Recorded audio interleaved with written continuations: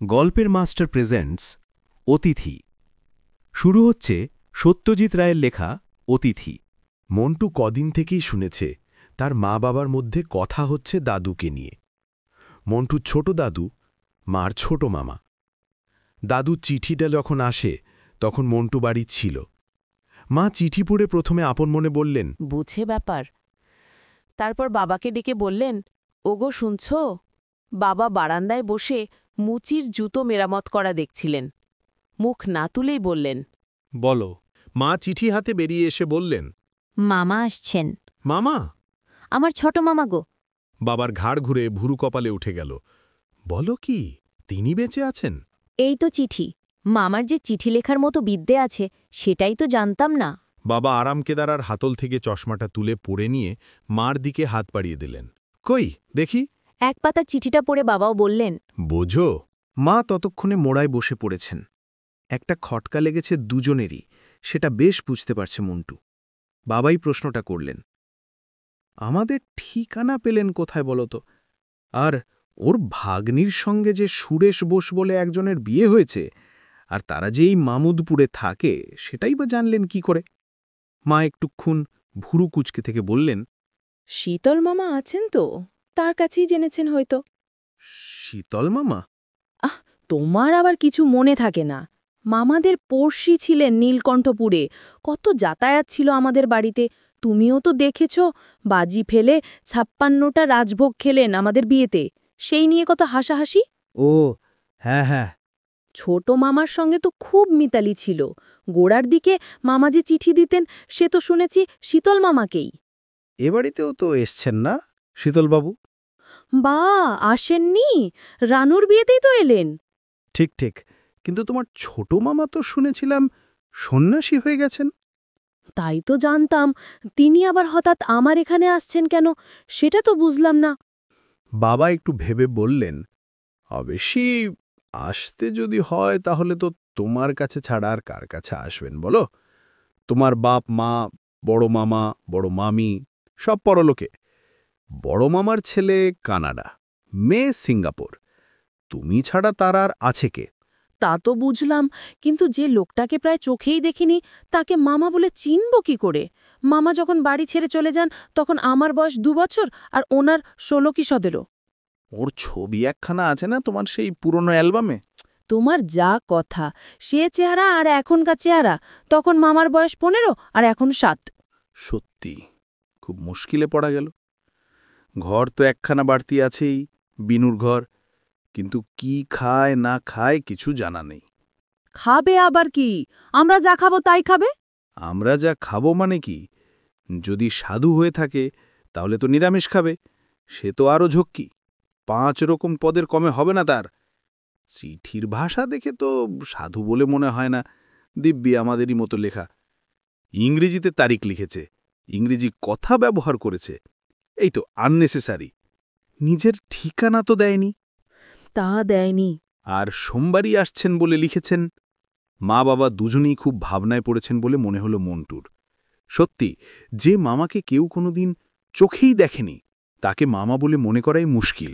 মন্টু এই দাদুর কথা বড়জোর একবার কি দুবার শুনেছে। স্কুলে পড়া শেষ হবার আগেই দাদু বাড়ি ছেড়ে চলে যায়। তারপর এই ৪৫ বছরের গোড়ার কয়েকটা বছরের পর তার আর কোনো খবর পাওয়া যায়নি। মা বলতেন তিনি নিশ্চয়ই মরে গেছেন। মন্টুর ২-১বার মনে হয়েছে দাদু যদি হঠাৎ একদিন ফিরে আসেন তাহলে বেশ হয়, কিন্তু তারপরই মনে হয়েছে সেরকম কেবল গল্পেই শোনা যায়। তাও গল্পে ঘর পালানো লোক অনেকদিন পরে ফিরে এলে তাকে চেনবার লোক থাকে। এখানে তাও নেই। দাদু এলো কি দাদু সেজে অন্য লোক এলো তাও বলার জো নেই। দাদু অবশ্যই লিখেছেন বেশিদিন থাকবেন না, দিন ১০ বাংলাদেশের ছোট মফস্বল শহরেই দাদুর ছেলেবেলা কেটেছে। সেই বাংলাদেশ দেখার ইচ্ছে হয়েছে দাদুর। নিজের দেশ নীলকণ্ঠপুরে তো যাওয়া যায় না, কারণ এখন আর সেখানে কেউ নেই। তাই মামুদপুরেই আসতে চান, তাও এখানে একজন ভাগ্নি আছে তো। মন্টুর বাবা এখানে ওকালতি করেন। মন্টুর দিদির বিয়ে হয়ে গেছে, সে থাকে রিসরায়। দাদা কানপুরে হস্টেলে থেকে পড়ে আইআইটিতে। রবিবারের মধ্যে মা সব ব্যবস্থা করে ফেললেন। দোতলার পশ্চিমের ঘরের খাটে নতুন বিছানার চাদর, বালিশের ওয়াড়, দাদুর জন্য সাবান, ধোয়ালে, গামছা সবই এসে গেল। ট্রেন আসবে সকালে, দাদু নিজেই সুরেশ বোসের বাড়ি কোথায় জিজ্ঞেস করে সাইকেল রিক্সা নিয়ে চলে আসবেন। তারপর যা থাকে কপালে। বাবা আজই সকালে বলেছেন, মামা হোক আর না হোক, লোকটা যদি সভ্যভব্য মিশুকে হয় তাহলে একরকম চলে যাবে, না হলেই 10টা দিন হুজ্জতের এক শেষ। ভাল লাগে না বাপু, বললেন মা। সাপ না ব্যাং না বিচ্ছু কিছু জানা নেই, এখন সামলাও ঝক্কি। ঠিকানাও দিল না লোকটা, তাহলে না হয় কোনো একটা ছুতো না করে দেওয়া যেত। এ যেন একেবারে পণ করে ঘাড়ে এসে চাপা। মন্টুর মেয়ের ভাব কিন্তু অন্যরকম। তাদের বাড়িতে অনেক দিন কেউ এসে থাকেনি। এখন তার গ্রীষ্মের ছুটি, সারাটা দিন সে বাড়িতেই থাকে। খেলার সাথীর অভাব নেই, সিধু, অনিশ, রথিন, ছোটকা। কিন্তু বাড়িতে একজন বাড়তি লোকের মজাটা আলাদা। সারাক্ষণ শুধু মা আর বাবাকে দেখতে কি ভালো লাগে? আর দাদু কি দাদু নয়, মজাটাও কি কম? এ যেন একটা রহস্য অ্যাডভেঞ্চার। যদি দাদু না হয়, যদি কোনো বদমতলবে দুষ্টু লোক আসে আর সেটা যদি মন্টু ধরে দিতে পারে, তাহলে দারুণ ব্যাপার হবে। সোমবার সকাল 10:30 থেকে সদর দরজার বাইরে ঘোরাঘুরি করার পর 11:15টার সময় মন্টু দেখল একটা সাইকেল রিক্সা আসছে তাদের বাড়ির দিকে। গাড়িতে একজন লোক, তার হাতে একটা মিষ্টির হাঁড়ি, আর পায়ের কাছে একটা চামড়ার সুটকেস। লোকটা সুটকেসের উপর একটা পা তুলে দিয়েছে। ইনি সাধু নন, অন্তত সাধুর মতো পোশাক পরেন না, ধুতি পাঞ্জাবিও নয়, প্যান্ট শার্ট। মা বলেছিলেন বয়স 60-এর ওপর, কিন্তু বেশি বুড়িয়ে যাননি। মাথার চুলও বেশি পাকেনি। চোখে চশমা আছে, তবে পাওয়ার খুব বেশি নয়। রিকশাকে ভাড়া চুকিয়ে দিয়ে বাক্স মাটিতে নামিয়ে রেখে ভদ্রলোক মন্টুর দিকে ফিরে দেখে বললেন, তুমি কে? দাড়িগোঁফ নেই, নাকটা চোখা, চোখ দুটো ছোট হলেও উজ্জ্বল। মন্টু সুৎকিসটা হাতে তুলে নিয়ে বলল, আমার নাম সাত্তকী বোস। অর্জুনের সারথি না সুরেশ বোসের পুত্র? এই ভারী সুটকেস বইতে পারবে তুমি? ওতে বই আছে কিন্তু। পারব? তবে চলো। ভিতরের বারান্দায় উঠতে মা এগিয়ে এসে প্রণাম করলেন ভদ্রলোককে। ভদ্রলোক মিষ্টির হাঁড়িটা মার হাতে দিয়ে বললেন, তোমার নাম সুহাসিনী তো? হ্যাঁ। তোমার স্বামী তো উকিল, সে বোধহয় কাজে বেরিয়েছে? হ্যাঁ। এইভাবে এসে পড়লাম, খুব কিন্তু বোধ করছিলাম জানো, কিন্তু শেষে মনে হলো দিন 10 হয়তো এই বুড়োকে বরদাস্ত করতে তোমাদের খুব অসুবিধা হবে না। তাছাড়া শীতলদা তোমাদের এত প্রশংসা করলেন, কিন্তু বুঝতে তো পারি আমি যে সত্যি তোমার মামা তার তো কোনো প্রমাণ নেই। কাজেই সেদিক দিয়ে আমি কিছু দাবিও করব না।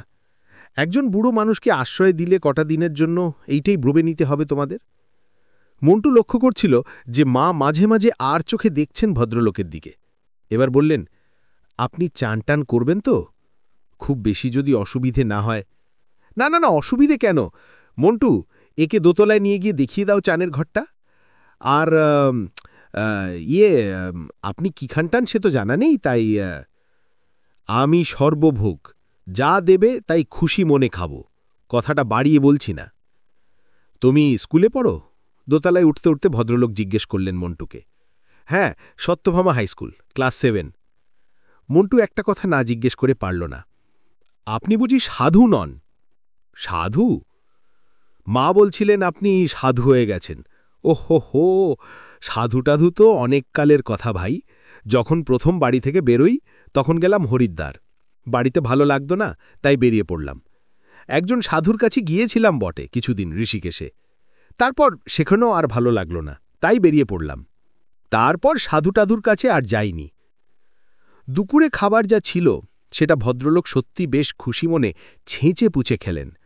আমিষে কোনো আপত্তি নেই, মাছ ডিম 2 খেলেন।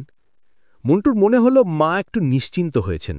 মন্টুর যদিও ভদ্রলোককে দাদু বলতে ইচ্ছে হচ্ছিল, সে লক্ষ্য করল মা একবারও মামা বললেন না। যখন দইয়ের প্লেটটা তুলছেন ভদ্রলোক, তখন যেন কতকটা কথা বলার জন্যই মা বললেন, বাংলা রান্না অনেকদিন খাওয়া হয়নি বোধহয়।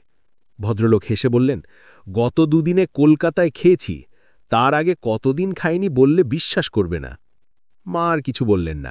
মন্টুর ইচ্ছে হচ্ছিল যে জিজ্ঞেস করে, বাংলা রান্না খাননি কেন, কোথায় ছিলেন আপনি এতদিন? কিন্তু শেষ পর্যন্ত সেটা আর জিজ্ঞেস করল না।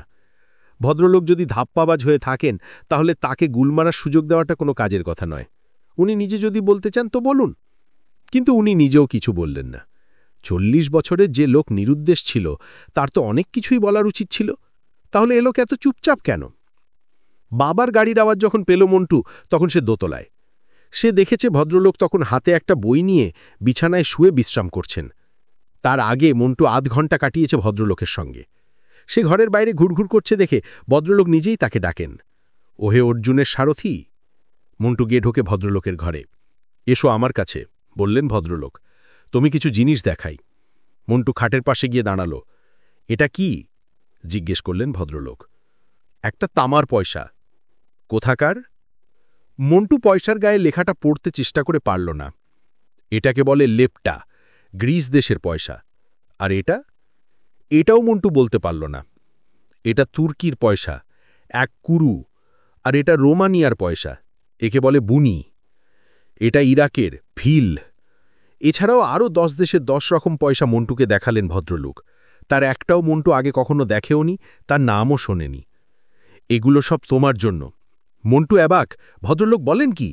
অনিশের কাকাও পয়সা জমান। উনি মন্টুকে বুঝিয়েছেন যারা এই কাজটা করে তাদের বলে নিউমিসম্যাটিস্ট। কিন্তু অনিশের কাকার মোটেই এত রকম পয়সা নেই, সেটা মন্টু জানে।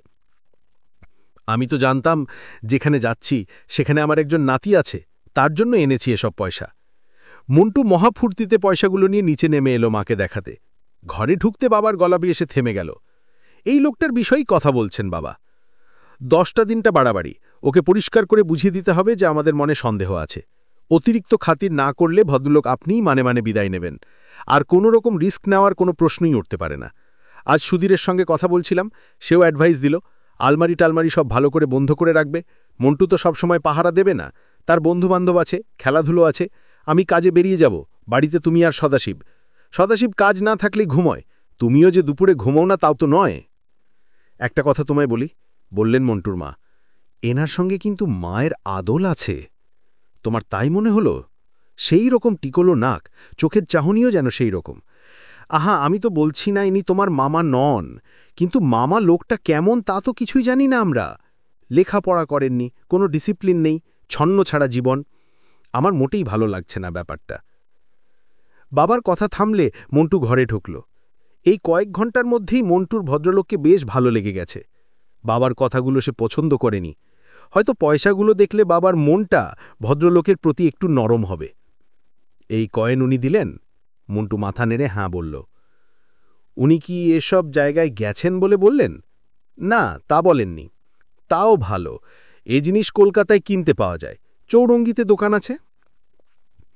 4:30 নাগাদ দোতলা থেকে নেমে এলেন ভদ্রলোক। তারপরই বাবার সঙ্গে আলাপ হলো। আপনার ছেলের সঙ্গে আমার খুব ভাব হয়ে গেছে, বললেন ভদ্রলোক। হ্যাঁ, ও তাই বলছিল। মায়ের মতো বাবাও ঘন ঘন দৃষ্টি দিচ্ছেন ভদ্রলোকের দিকে। আমি দেখেছি কম বয়সী ছেলের সঙ্গে আমার খুব চটকি ভাব হয়ে যায়। ভবঘুরেদের বোধহয় ওরাই সবচেয়ে ভালো বোঝে। আপনি বুঝি সারা জীবনই ঘুরেছেন? তা ঘুরেছি, এক জায়গায় বসে থাকা ধাতে ছিল না আমার। আমরা আবার গোছানো জীবনটাই বুঝি। উদ্দেশ্য হারাভাবে ঘোরাঘুরি আমাদের পোয়ে না। রোজগার আছে, সংসারের দায়িত্ব আছে, সন্তান পালন আছে। আপনি তো বিয়ে করেননি? না। ভদ্রলোক একটু চুপ করে বললেন, সুহাসিনীর বোধহয় মনে নেই ওনার এক প্রমাতামহ, আমার এক দাদু, তারও ঠিকই প্রবৃত্তি ছিল। উনি 13 বছর বয়সে ঘর ছাড়া হন। আমি তো অল্প দিনের জন্য হলেও ফিরেছি, উনি আর একেবারেই ফেরেননি। মন্টু দেখল বাবা মার দিকে ফিরলেন। এটা জানতে তুমি? জানলেও এখন আর মনে নেই, বললেন মা। বিকেলে চা খাবার পর এক ব্যাপার হলো। মন্টুর বন্ধুরা কদিন থেকেই শুনছে যে সোমবার তার এক দাদু আসবে, যাকে দাদু বলে চেনার কোনো উপায় নেই। তারা ভারী কৌতূহলী এলো সেই দাদুকে দেখতে। 4-5টি 10-12 বছরের ছেলেকে একসঙ্গে দেখে দাদুও খুব খুশি। সবাইকে নিয়ে তিনি বেরিয়ে পড়লেন। লাঠি হাতে নিয়ে মিত্তিরদের বাড়ি পেরিয়ে মাঠটার একধারে কদম গাছটার তলায় বসে দাদু বললেন, তুয়ারেগ কাদের বলে জানো? সকলেই মাথা নেড়ে না বলল। দাদু বললেন, সাহারা মরুভূমি জানো তো? সেই সাহারায় তুয়ারেগ বলে একরকম যাযাবর জাতি বাস করে। দরকার হলে তারা দস্যুবৃত্তি করে। সেই তুয়ারেগের কবলে পড়ে একজন লোক কিভাবে রক্ষা পেয়েছিল বুদ্ধির জোরে, সে গল্প বলি তোমাদের। দাদুর গল্প ছেলের দল মন্ত্রমুগ্ধের মতো শুনলে। মন্টু পরে মাকে বলেছিল, এমন গল্প ঠিক মনে হয় সব কিছু চোখের সামনে দেখছি। বাবা কাছেই ছিলেন, বললেন, গল্পের বই পড়ার বাতি কাছে বুঝি ভদ্রলোকের? কোনো এক ইংরেজি পত্রিকায় এ ধরনের একটা গল্প পড়েছি বলে মনে হচ্ছে। মন্টু বলেছিল ভদ্রলোকের স্যুটকেসে বই আছে সেটা সে জানে, তবে গল্পের বই কিনা জানে না।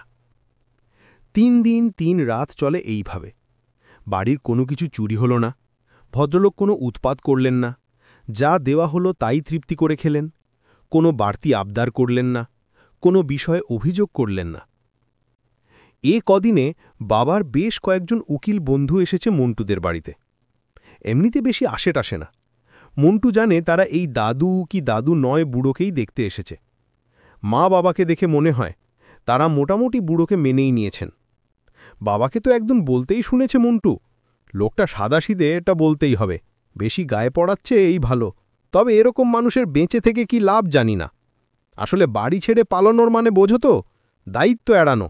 এরা পরাশ্রয়ী জীব, সারা জীবনটাই হয়তো এর উর ঘাড়ে ভর করে কাটিয়েছে। মন্টু একবার ছোট দাদু বলে ডেকে ফেলেছিল ভদ্রলোককে, তাতে তিনি শুধু মৃদু হেসে তার দিকে চেয়েছিলেন, কিছু বলেননি। মা কিন্তু মামা বলে ডাকেননি একবারও। মন্টু সে কথা বলাতে মা বলেছেন, তাতে ভদ্রলোক খুব একটা দুঃখ পাচ্ছেন বলে তো মনে হয় না। আর মামা যে ডাকবো তারপর যদি বেরোয় মামা নন, তাহলে কি অপ্রস্তুতের ব্যাপার বলো তো? 4 দিনের দিন ভদ্রলোক বললেন, আজ একটু বেরোবেন। নীলকণ্ঠপুর বাস চায় না? বাবা বললেন, তা যায়, বাজার থেকে 1 ঘন্টা অন্তর অন্তর বাস ছাড়ে। তাহলে ভাবছি জন্মস্থানটা একবার দেখে আসব। ফিরতেও বেশি বিকেল হয়ে যাবে। খেয়ে যাবেন তো? প্রশ্ন করলেন মন্টুর মা। না, সকাল সকাল বেরিয়ে পড়াই ভালো, ওখানেই হোটেলে কোথাও খেয়ে নেব, ওর জন্যে চিন্তা করো না। 9টার মধ্যেই ভদ্রলোক বেরিয়ে পড়লেন। দুপুরে মন্টু আর লোভ সামলাতে পারল না। ভদ্রলোকের ঘর খালি, ওর সুটকেসটা কি বই আছে সেটা দেখার শখ অনেক দিন থেকেই। বাবা নেই, মা একতলায় বিশ্রাম করছেন। মন্টু গিয়ে ঢুকল ভদ্রলোকের ঘরে। সুটকেসে তালা নেই, চুরির ভয়টা নেই ভদ্রলোকের, সেটা বোঝাই যাচ্ছে। মন্টু সুটকেসের ডালাটা তুলল, কিন্তু কোথায় বই? বই তো নেই, খাতা। খান 30 নানা রকমের খাতা, তার মধ্যে 10-12টা বাঁধিয়ে নেওয়া হয়েছে। কিন্তু খাতা? খুলল মন্টু খাতাটা। পরিষ্কার ঝকঝকে বাংলা হাতের লেখা, পড়তে কোনো অসুবিধে নেই। মন্টু খাটের উপর উঠল খাতাটা নিয়ে, আর পরমুহূর্তেই নেমে আসতে হলো। তার অজান্তে মা উপরে উঠে এসেছেন। ও ঘরে কি হচ্ছে মন্টু? ওনার জিনিসপত্র ঘাটাঘাটি করছো বুঝি? মন্টু সুবোধ বালকের মতো খাট থেকে নেমে এসে স্যুটকেসে খাতাটা রেখে দিয়ে ঘর থেকে বেরিয়ে এলো। যাও, নিজের ঘরে যাও, পরের জিনিস ঘাঁটতে নেই, নিজের বই পড়ো গিয়ে, যাও। 6টার একটু পরেই ফিরে এলেন ভদ্রলোক। রাত্রিরে খাবার সময় মন্টুর মা বাবাকে বেশ খানিকটা অবাক করে দিয়ে ভদ্রলোক বললেন, তিনি কালই ফিরে যাচ্ছেন। তোমাদের আতিথেয়তার তুলনা নেই, কিন্তু আমার পক্ষে এক জায়গায় বেশি দিন থাকা পোষায় না। বাবা মা যে এই খবরটা শুনে অখুশি নন এটা মন্টু জানে, যদিও তার নিজের মনটা খারাপ হয়ে গেছে। বাবা বললেন, আপনি কি কলকাতায় যাবেন এখান থেকে?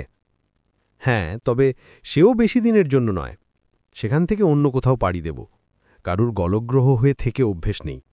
আমি সেই বাড়ি ছাড়ার পর থেকেই স্বাধীন। মা বললেন, গলগ্রহ ভুলছেন কেন? আমাদের তো কোনো অসুবিধে হচ্ছিল না।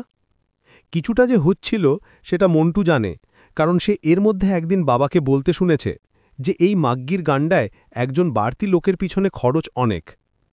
এবার মন্টু আর বাবা দুজনেই গেল ভদ্রলোককে স্টেশনে পৌঁছেতে, বাড়ির গাড়ি করে। মন্টু জানে যে ট্রেন যখন ছাড়ল তখন অবধি বাবার মনে সন্দেহ আছে। যিনি এসে রইলেন এতদিন, তিনি সত্যি করেই মন্টুর দাদু কি না। 7 দিন পর আর এক বৃদ্ধ এসে হাজির হলেন মন্টুদের বাড়িতে। ইনি মন্টুর মায়ের শীতল মামা। একে এর আগে একবারই দেখেছে মন্টু, দিদির বিয়েতে। সে কি শীতল মামা, হঠাৎ কি মনে করে? একটা কর্তব্য স্বার্থে এসেছি রে, একটা নয় 2টো, নইলে এই বুড়ো বয়সে আজকের দিনে এমনি এমনি কেউ প্যাসেঞ্জার ট্রেনে পাড়ি দেয়? দুপুরে খাবো কিন্তু। নিশ্চয়ই খাবেন, কি খেতে মন চায় বলুন, এখানে সব পাওয়া যায়, কলকাতার মতো নয়। দাঁড়া দাঁড়া, আগে কাজগুলো সারি। কাঁধে ঝোলানো থলি থেকে ভদ্রলোক একটা বই বার করলেন। এ বইয়ের নাম শুনিসনি তো? মা বইটা হাতে নিয়ে বললেন, কই না তো। পুলিন তোদের বলেনি সেটা জানি। পুলিন? তোর ছোট মামা, যে লোক কাটিয়ে গেল এখানে 5টা দিন, তার নামটাও জানিসনি তোরা? তার বই? তার বই? তোরা কোন রাজ্যে থাকিস রে? সেদিন কাগজেও তো নাম বেরিয়েছে। এমন আত্মজীবনী বাংলা সাহিত্যে কটা আছে? কিন্তু এ নাম তো ছদ্মনাম। সারা পৃথিবী ঘুরেছে 40 বছর ধরে, অথচ একটুকু দম্ভ নেই। সারা পৃথিবী? পুলিন রায়ের মতো অত বড় ভূপর্যটক ভারতবর্ষে আর হয়নি। আর সব নিজের রোজগারে ঘোরা। খালাসি থেকে শুরু করে কুলিগিরি, কাঠের মজুরি, খবরের কাগজ বিক্রি, দোকানদারি, লরির ড্রাইভারি, কোনো কাজ সে বাদ দেয়নি। তার অভিজ্ঞতার কাছে গল্প হার মেনে যায়। সে বাঘের কবলে পড়েছে, সাপের ছোবল খেয়েছে, সাহারায় দস্যুদের হাত থেকে রেহাই পেয়ে এসেছে, জাহাজডুবি থেকে সাঁতরে উঠেছে ম্যাডাগাস্কারের ডাঙায়। 39-এ সে ভারতবর্ষ ছেড়ে আফগানিস্তানের ভিতর দিয়ে বেরিয়ে পড়ে।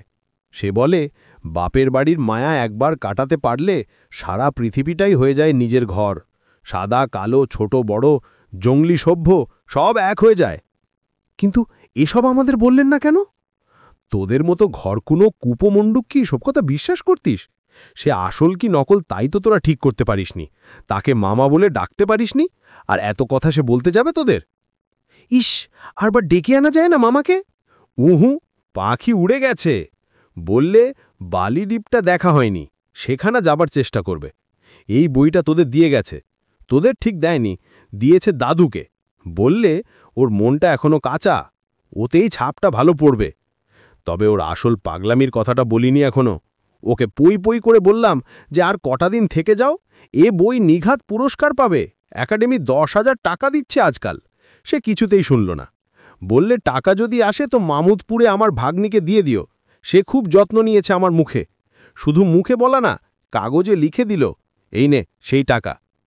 মা শীতল মামার হাত থেকে খামটা নিয়ে চোখের জল মুছতে মুছতে ধরা গলায় বললেন, বঝো ব্যাপার।